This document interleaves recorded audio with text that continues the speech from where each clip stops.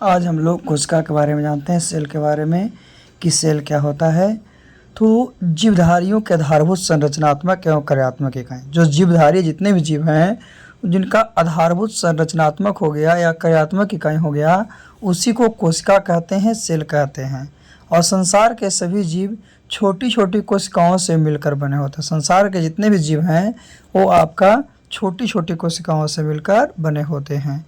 और जो कोशिका है, सेल है, सेल के अध्ययन को हम लोग साइटोलॉजी के नाम से जानते हैं, साइटोलॉजी के नाम से जानते हैं, जिसकी सबसे पहली खोज 1665 ईस्वी में एरोटवेट ने की थी, किंतु इन्होंने मृत कोशिका की खोज की थी, कि मरे हुए कोशिका को, इसीलिए इसे फादर ऑफ साइटोलॉजी कहा जाता है। तो सबसे पहले कोशिका का, जीवित कोशिका का खोज 1664 में एंटोनी वॉन ल्यूवेन्होक ने की थी। आगे है कोशिका सिद्धांत। तो जर्मनी के वनस्पति विज्ञानी एम.जे. स्लाइडेन और जर्मनी के जंतु विज्ञानी थियोडोर श्वान ने कोशिका सिद्धांत दिया। क्या दिया? कोशिका सिद्धांत दिया। और इसकी प्रमुख बातें हैं, तो प्रत्येक जीव की उत्पत्ति एक कोशिका से होती है। जितने भी जीव है उसकी उत्पत्ति एक कोशिका से होती है। और प्रत्येक जीव का शरीर एक या बहुत सी कोशिकाओं का बना होता है। जितने भी आपका हैं सभी का एक या बहुत से अधिक कोशिकाओं का बना होता है। और प्रत्येक कोशिका एक स्वाधीन इकाई है, तदपि सभी कोशिकाएं मिलकर कार्य करती है। और सभी कोशिका मिलकर कार्य करने के उपरांत एक जीव बनता है। क्या बनता है? एक जीव बनता है। और कोशिका की उत्पत्ति की प्रक्रिया में केंद्रक मुख्य कार्यकर्ता या सृष्टिकर्ता के रूप में भाग लेती है। मुख्य जो कार्यकर्ता हो गया या सृष्टि के रूप में भाग लेता है। ये आपका कोशिका सिद्धांत हो गया। चलिए आगे चलते हैं। तो कोशिका की बात करते हैं, तो सबसे छोटी कोशिका है उसी को माइक्रोप्लाज्मा कहा जाता है। सबसे छोटी कोशिका को माइक्रोप्लाज्मा। और सबसे बड़ी कोशिका जो है वो शुतुरमुर्ग का अंडा हो गया। क्या? शुतुरमुर्ग का अंडा जो हो गया सबसे बड़ी कोशिका हो गया। और मानव शरीर में देखते हैं तो मानव शरीर के सबसे छोटी कोशिका को शुक्राणु कहते हैं। और मानव शरीर के सबसे बड़ी कोशिका को अंडाणु कहते हैं। फिर है मानव शरीर की सबसे लंबी कोशिका। तो मानव शरीर की सबसे लंबी कोशिका को तंत्रिका कोशिका कहा जाता है। तो याद रखना है, सबसे छोटी कोशिका माइक्रोप्लाज्मा, सबसे बड़ी कोशिका शुतुरमुर्ग का अंडा, और मानव शरीर के सबसे छोटी कोशिका को शुक्राणु बोलेंगे, और मानव शरीर के सबसे बड़ी कोशिका को अंडाणु बोलेंगे। फिर है मानव शरीर की सबसे लंबी कोशिका है उसको तंत्रिका कोशिका बोला जाएगा। क्या बोला जाएगा? तंत्रिका कोशिका बोला जाएगा। तो ये हम लोग कोशिका के बारे में जान रहे थे। चलिए अब हम लोग इससे आगे चलते हैं। यहाँ तक हम लोग जान चुके हैं।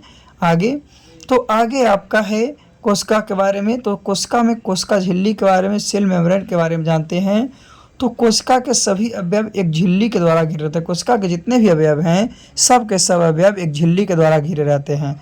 और यही झिल्ली जो है आपका कोशिका झिल्ली कहलाता है।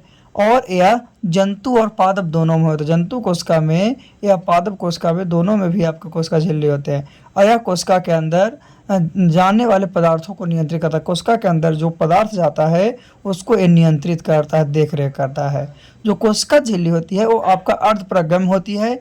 इसका मुख्य कार्य है कोशिका के अंदर जाने वाले एवं अंदर से बाहर आने वाले पदार्थों का निर्धारण करना। कोशिका झिल्ली अर्धपरागम्य होती है ना। इसका मुख्य कार्य है, मेन जो काम है वो क्या है कि कोशिका के अंदर जो जाने वाले या कोशिका के अंदर आने वाले जो पदार्थ है उसका निर्धारण करना इसका काम है कोशिका झिल्ली का। तो हम लोग कोशिका झिल्ली के बारे में जाने हैं, है ना। चलिए और थोड़ी सी कोशिका भित्ति के बारे में जानते हैं। कोशिका भित्ति क्या होता है? तो कोशिका भित्ति केवल पादपों में पाई जाती है। पादपों कहने का मतलब क्या हो गया? जीव जंतु में नहीं, केवल पादप में, पेड़ पौधे में पाई जाती है। और ये सेलुलोज की बनी होती है। किसकी बनी होती है? कोशिका भित्ति जो है आपका सेलुलोज की बनी होती है। एक करता क्या है? तो एक कोशिका को निश्चित आकार एवं आकृति बनाए रखने में सहायता करता है। पादप कोशिका है, पादप कोशिका को एक निश्चित आकार देता है, उसके साथ साथ यह आकृति बनाए रखते हैं। और यह पेड़ों को कठोरता ही प्रदान करता है। ये जो है आपका पेड़ों को कठोरता भी प्राप्त करता है। कौन? कोशिका भित्ति। तो जंतु की कोशिका भित्ति लिपिड एवं प्रोटीन की बनी होती है। पादप जो है, पादप की कोशिका भित्ति सेलुलोज की बनी होती है। जीवाणु की कोशिका भित्ति जो है आपका पेप्टिडोग्लाइकन की बनी होती है। और कवक का जो आपका कोशिका भित्ति है वो आपका काइटिन की बनी होती है। किसकी? काइटिन की बनी होती है। तो यानी कि अलग अलग जो है उसका अलग अलग कोशिका भित्ति होती है। चलिए कोशिका भित्ति के बाद केंद्रक के बारे में जानते हैं, न्यूक्लियस के बारे में। तो केंद्रक क्या है? तो कोशिका के मध्य में एक रचना होती है, कोशिका के बीच में एक रचना होती है, उसी को केंद्रक कहते हैं। और यह पादप कोशिकाओं तथा जंतु कोशिका दोनों में पाया जाता है, पादप कोशिका और जंतु कोशिका दोनों में पाया जाता है। यह कोशिका का सबसे प्रमुख अंग है। जो कोशिका केंद्रक जो है सबसे प्रमुख अंग है, क्योंकि यह कोशिका के प्रबंधन के रूप में कार्य करता है, यानी उसको नियंत्रित करता है। उसको क्या करता है? नियंत्रित करता है। तो केंद्रक जो है, केंद्रक को कोशिका का दिमाग कहते हैं, केंद्रक को कोशिका का दिमाग कहते हैं, जिसकी खोज रॉबर्ट ब्राउन ने 1831 ईस्वी में की थी। यानी केंद्रक की खोज रॉबर्ट ब्राउन 1831 ईस्वी में की थी, और इसी को कोशिका का दिमाग कहा जाता है। इसमें डीएनए, आरएनए और गुणसूत्र पाया जाता है। डीएनए, आरएनए और गुणसूत्र पाए जाते हैं। और 70 से 80% प्रोटीन, 10% डीएनए, 2 से 3% आरएनए तथा 3 से 5% लिपिड पाया जाता है। किसमें? केंद्रक में। तो ये हम लोग केंद्रक की बात कर रहे थे। चलिए आगे हम लोग चलते हैं। तो केंद्रक के बारे में सीख चुके हैं। क्या था कि केंद्रक के मध्य में एक रचना होती है, जिसे क्या केंद्रक कहते हैं, सॉरी, कोशिका के मध्य में एक रचना होती है जिसे केंद्रक कहते हैं। यह पादप कोशिका और जंतु कोशिका दोनों में होता है, पादप कोशिका और जंतु कोशिका दोनों में होता है। कोशिका का प्रमुख अंग है, क्योंकि यह कोशिका को प्रबंधन के रूप में कार्य करता है। इसी को हम लोग कोशिका का दिमाग भी कहते हैं, जिसकी खोज रॉबर्ट ब्राउन 1831 ईस्वी में किए थे। इसमें डीएनए, आरएनए, गुणसूत्र पाए जाते हैं, और इसमें 70 से 80% प्रोटीन, 10% डीएनए, 2 से 3% आरएनए तथा 3 से 5% जो है आपका लिपिड पाया जाता है। तो ये हम लोग केंद्रक के बारे में जाने, न्यूक्लियस के बारे में जाने, है ना। चलिए अभी हम लोग एक एक करके सभी के बारे में जान रहे हैं, एक एक करके सभी के बारे में हम लोग जान रहे हैं। तो अच्छे से सीखने के लिए वीडियो को लास्ट तक ज़रूर देखिएगा, ताकि सभी टॉपिक आपको अच्छी तरह से समझ आए, है ना। तो चलिए केंद्रक के बाद हम लोग आगे चलते हैं। तो अंतःप्रदविक जालिका, अंतःप्रदविक जालिका क्या है? तो यह कोशिका के अंदर आंतरिक सहायता प्रदान, कोशिका के अंदर आंतरिक सहायता प्रदान करता है, जिसकी खोज केथ पोर्टर, अल्बर्ट कॉड और अर्नेस्ट फॉलूम ने की। 3 मिलकर, या 2 प्रकार की होती है। एक चिकनी अंतःप्रदविक जालिका होती है, एक खुरदरी होती है। तो चिकनी जो है यह कोशिका में कार्बोहाइड्रेट तथा वसा का संश्लेषण में सहायक होता है। चिकनी अंतःप्रदविक जालिका है वो कार्बोहाइड्रेट तथा वसा का संश्लेषण करता है। वही जो खुरदरी जो है, खुरदरी अंतःप्रदविक जालिका, वो आपका क्या है कि जालिका के बाहरी झिल्ली के ऊपर छोटे छोटे कण रहते हैं, बाहरी झिल्ली के ऊपर छोटे छोटे कण रहते हैं, उसी को राइबोसोम कहते हैं। और राइबोसोम जो है प्रोटीन संश्लेषण में सहायक होता है। जो राइबोसोम है, राइबोसोम क्या आपका, तो राइबोसोम प्रोटीन संश्लेषण में सहायक होते हैं। ये आपका खुरदरी अंतःप्रदविक जालिका के अंतर्गत आते हैं, जिसके ऊपर छोटे छोटे कण रहते हैं। आगे हम लोग बात करते हैं राइबोसोम की। तो राइबोसोम क्या है? राइबोसोम है क्या? तो यह पादप कोशिका एवं जंतु कोशिका दोनों में होता है। जो राइबोसोम है, राइबोसोम पादप कोशिका में भी होगा और जंतु कोशिका में भी होगा, जिसकी खोज आपका ग्रोजे ई पॉडेल ने की थी। यह कोशिका का सबसे छोटा अंग है, यह कोशिका का सबसे छोटा अंग है। यह राइबोन्यूक्लियड एसिड नामक अम्ल और प्रोटीन की बनी होती है। इसमें प्रोटीन की फैक्ट्री, इसे प्रोटीन की फैक्ट्री भी कहा जाता है। इसको क्या प्रोटीन की फैक्ट्री भी कहते हैं। जिसका मुख्य कार्य है प्रोटीन का संश्लेषण करना। इसका मुख्य कार्य क्या है? तो प्रोटीन का संश्लेषण करना इसका मुख्य काम है राइबोसोम का। किसको? राइबोसोम का। चलिए तो आगे बढ़ते हैं। हम लोग कोशिका के बारे में जान चुके हैं। तो कोशिका का खोज, यानी कि कोशिका जो है, सॉरी, राइबोसोम है या कोशिका का सबसे छोटा अंग। कोशिका का सबसे छोटा अंग को क्या कहते हैं? राइबोसोम कहते हैं। और राइबोसोम को ही प्रोटीन की फैक्ट्री के नाम से जाना जाता है। चलिए अब हम लोग माइक्रोकॉन्ड्रिया की बात करते हैं। तो माइक्रोकॉन्ड्रिया की खोज 1880 ईस्वी में आपका कोयलीकर के द्वारा की गई थी। जो 1890 में अल्टमन ने कोशिकाओं में इसकी उपस्थिति को बताया, और उन्होंने इनका नाम बायोब्लास्ट रखा। क्या रखा? बायोब्लास्ट रखा। 1898 ईस्वी में सी बेंड्रा ने इसका नाम माइक्रोकॉन्ड्रिया रखा। माइक्रोकॉन्ड्रिया यह कोशिका द्रव्य में पाई जाने वाली गोलाकार अथवा सूत्राकार रचना होती है। गोलाकार और सूत्राकार रचना होती है। माइक्रोकॉन्ड्रिया दोहरी झिल्ली से घिरी होती है। माइक्रोकॉन्ड्रिया जो है दोहरी झिल्ली से घिरी होती है, तथा इन उभारों को क्रिस्टी कहते हैं। इन उभारों को क्या कहते हैं? क्रिस्टी कहते हैं। यानी कि माइक्रोकॉन्ड्रिया जो है, माइक्रोकॉन्ड्रिया दोहरी झिल्ली से घिरी होती है, और जो दोहरी झिल्ली होती है, इनका जो उभार होता है, उसी को हम लोग क्या, तो क्रिस्टी के नाम से जानते हैं। यानी माइक्रोकॉन्ड्रिया की खोज 1880 ईस्वी में कोयल कोयल केलर के द्वारा की गई थी, है ना। आगे जानते हैं माइक्रोकॉन्ड्रिया के बारे में। तो माइक्रोकॉन्ड्रिया को कोशिका का ऊर्जा गृह यानी पावर हाउस कहते हैं। ये भी क्वेश्चन पूछता है कि कोशिका का पावर हाउस किसको कहते हैं, तो कोशिका का पावर हाउस जो है हम लोग माइटोकॉन्ड्रिया को कहते हैं, क्योंकि यह ऊर्जा उत्पन्न करता है। यह क्या करता है, ऊर्जा उत्पन्न करता है। माइटोकॉन्ड्रिया में कोशिका श्वसन से संबंधित कार्य एटीपी का निर्माण एवं भोजन का ऑक्सीकरण होता है। भोजन का क्या होता है, ऑक्सीकरण। माइटोकॉन्ड्रिया में कोशिका श्वसन से संबंधित कार्य एटीपी का निर्माण करता है एवं भोजन का ऑक्सीकरण होता है माइटोकॉन्ड्रिया में। इसका कार्य क्या है, तो इसका कार्य है कि कोशिका के भीतर श्वसन व एटीपी का निर्माण करना। यानी माइटोकॉन्ड्रिया का कार्य है कोशिका के भीतर श्वसन करेगा और श्वसन के साथ साथ एटीपी का निर्माण करेगा। किसका, एटीपी का निर्माण करेगा ये माइटोकॉन्ड्रिया को। और माइटोकॉन्ड्रिया को पावर हाउस ऊर्जा गृह के नाम से जानते हैं। चलिए आगे बात करते हैं लाइसोसोम की। लाइसोसोम क्या है, तो लाइसोसोम की खोज आपका क्रिश्चियन डी डब्बे ने किए थे। क्रिश्चियन डी डब्बे ने की थी और यह कोशिका के अंदर पाचन का कार्य करता है। लाइसोसोम क्या करता है कि कोशिका के अंदर पाचन का कार्य करता है, पचाने का कार्य करता है।